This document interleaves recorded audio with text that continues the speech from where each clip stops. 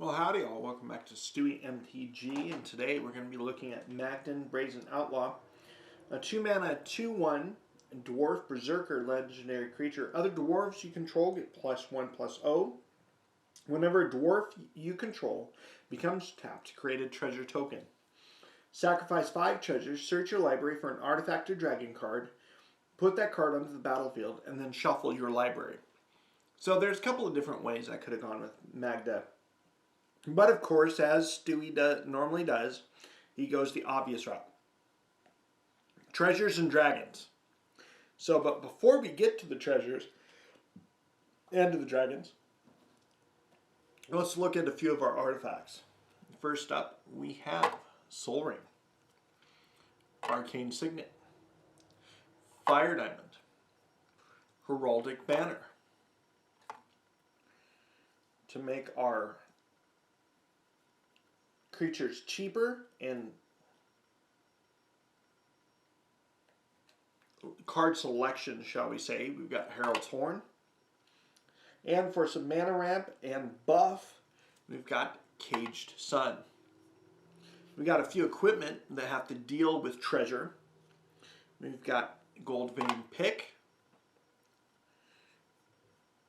Bearded Axe, because it wouldn't be a dwarf deck without an axe now, would it? The same thing with Dwarven Hammer.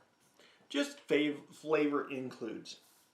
With that, let's dive actually right into the dwarves that we want to turn sideways to create treasure. Now, predominantly I'm including the 1 mana cost ones because I want as many dwarves to turn sideways as possible. And then some of the higher casted dwarves to have some interaction with each other to help get value out of turning them sideways. Spark Mage,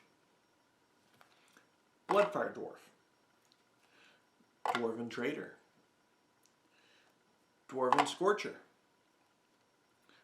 Dwarven Grunt, Liberated Dwarf, Enslaved Dwarf, Dwarven Soldier, very pretty Dwarven Weaponsmith from Revise, Dwarven Lieutenant,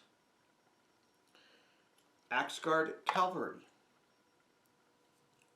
Fault Robber, Fearless Liberator. Got to create some tokens, especially when we have some extra mana. And a total of 1, 2, get in there, 3, 4, 5, 6, and 7. 7 dwarves, of course. It's an automatic include, both for flavor and for fun.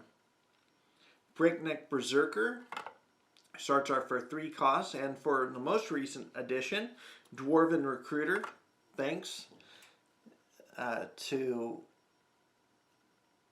Brian over at Cure for the Common Game and Canada's Collectibles for this addition to the deck. We've got a Dwarven Warriors Revised, Balthord the Stout, Legendary Dwarf, Torbrand, Thrain of Redfell. You'll see that it's a little bit different. I actually have an altar sleeve on this one to expand his art, and Stormclin Artist. With that, since we have a bunch of dwarves to turn sideways and get some treasure, what dragons are we going to be searching for? Well, we got Gadrak the Crown Surged. And since we're dealing with treasure, Goldspan Dragon, Steel Hellkite, Hellkite Tyrant, Horde Smelter Dragon, Laughless Dragon Queen, Hellkite Igniter, and last but not least, Utvara Hellkite. Let's pop into our interaction. In my specific meta, I would say a good chunk of my decks that either my friends play of mine or bring include blue.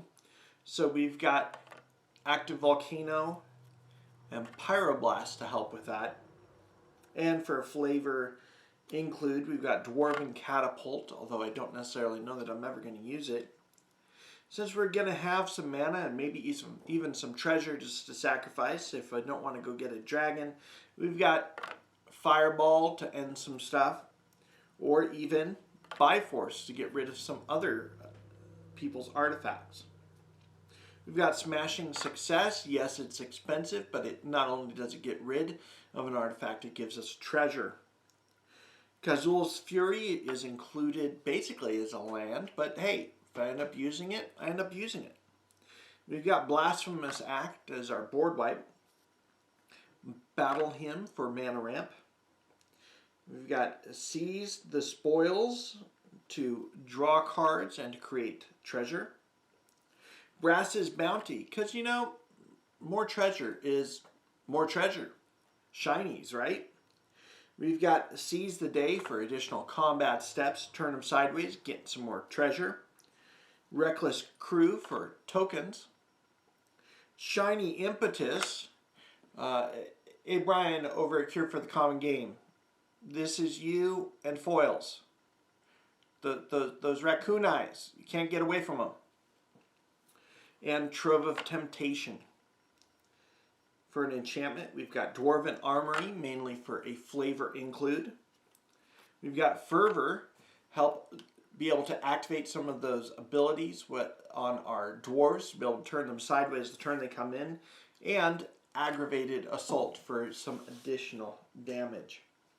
With that, we come to our non-basic lands.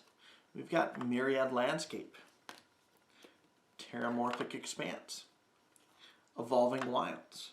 And of course I had to include the Dwarven Mine, some Memorial to War, a cycling land in Forgotten Cave, and another flavor include Dwarven Ruins. And to increase our mana creating abilities, we've got a Nykthos. Since we're going to have a lot of low single mana costed dwarves, this could, the last time I played this deck, actually was netting me 5 mana after paying the 2 activation for Nykthos. And we've got Valakut the Molten Pinnacle because we're running a majority of basic mountains. And last but not least, flavor include just for Brian is Rogue's Passage. With that, including all the basic lands of that artwork. Looks great. Love it with the sleeves that it's in. So far I've been able to play this deck a couple of times. I've been able to get out some ridiculous dragons and fly over for a win. Even got close to getting a artifact win with all the treasures and artifacts that I had on board. It was great. So with that, this has been Magda Brazen Outlaw as we continue to look at my 30 plus commander decks, and the quest and the hunt for the 32 is still on. There's decks to be built and you'll see those. In fact, we will probably journey together in the coming weeks and show you my deck building process as I start to build especially Your Tiller Nephilim and some of the 4-color decks and some of the thought process behind that. Well, thanks for tuning in to Stewie MTG, and we will catch you next time.